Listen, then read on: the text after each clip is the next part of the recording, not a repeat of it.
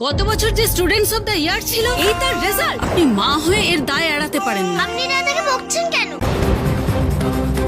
মা না, ও হলো রাধা। এসব কি আদিত্য? ও হলো রাধা। আমার মা তো মারা গেছে, মানে আমার বাবা পুরায়া মারছিল না ম্যাডাম।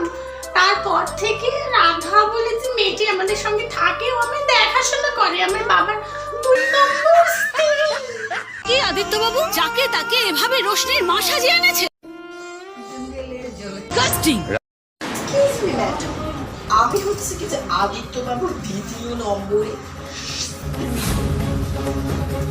প্রথম স্ত্রীকে কি করেছেন জানি না, আমি হচ্ছে 2য় নম্বর স্ত্রী আদিত্য বাবু। আর এটা হচ্ছে আমার ছোট্ট বাচ্চা পুতুল। ওকেও আমি আমার মতো খারাপ নষ্টা মেঝালে করবো বলে আমি এই বাড়িতে এসেছি। রাধা আমার স্ত্রী ম্যাডাম, অগ্নি সাক্ষী রেখে বিয়ে করে।